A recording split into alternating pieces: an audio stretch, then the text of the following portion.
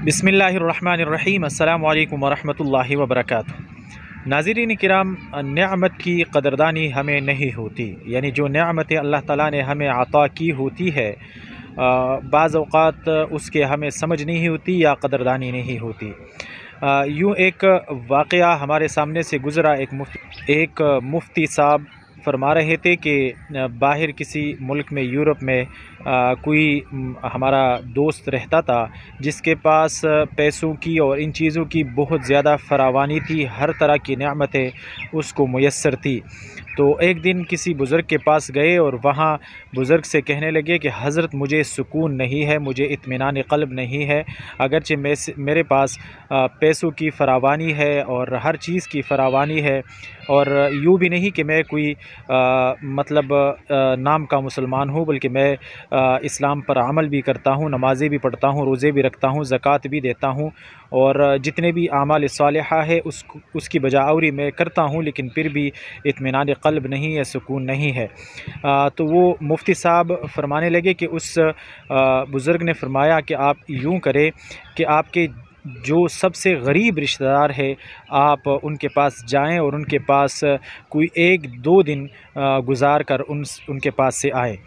जब वो बंदा अपने किसी सबसे ज़्यादा गरीब रिश्तेदार या जानने वाले के पास गया और वहाँ उन्होंने जब टाइम गुज़ारा, तो रात को जब उसको कटमल ने और मच्छरों ने उसका जीना हराम कर दिया और उनको तंग करना शुरू कर दिया, तो उसको समझ आया कि अल्लाह ताला ने मुझ पर क्या क्या नेमतें नहीं की, मैं किस तरह सुकून से ज़िंदगी गुज़ार रहा हूँ, और उन नेमतों का जो अल्लाह ताला ने उन पे किया था उन नेमतों को वो याद करने लगा, और कुछ थोड़ा बहुत सुकून उसको मिला, मुयस्सर आया। और दूसरी बात उस बुज़ुर्ग ने ये कही थी कि आपके जितने भी गरीब रिश्तेदार हैं, जानने वाले हैं, उनके ज़रूरतें पूरी करने का आप एहतिमाम करें। तो जब उसने ये कदम भी उठाया कि अपने रिश्तेदारों की ज़रूरतें वो पूरी करने लगा, तो जब किसी की ज़रूरत वो पूरी करता और जवाब में उसको वो दुआएँ मिलती, तो उसको जो सुकून मिलता था, उसको जो मज़ा आता था, तो वो अल्लाह का शुक्र अदा करता था कि अल्हम्दुलिल्लाह, अल्लाह ताला ने मुझे बड़ी नेमतों से नवाज़ा है और अल्लाह ताला ने मुझे बड़ी सुकून वाली ज़िंदगी अता की है। बस कुछ मेरी गलतफ़हमी थी या कुछ मैं भूल गया था, अल्लाह की इन नेमतों की तरफ मेरी तवज्जो नहीं थी या मैं बेदहानी में था।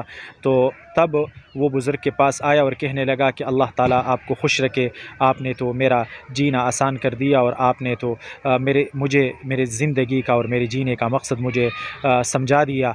और तब से वो अब उन नेमतों को याद करके सुकून की ज़िंदगी जी रहा है और खुश व खुर्रम है। अल्लाह ताला हमें भी उन नेमतों की शुक्र अदा करने की तौफ़ीक़ अता फ़रमाए जो नेमतें अल्लाह ताला ने हम पर फ़रमाई है।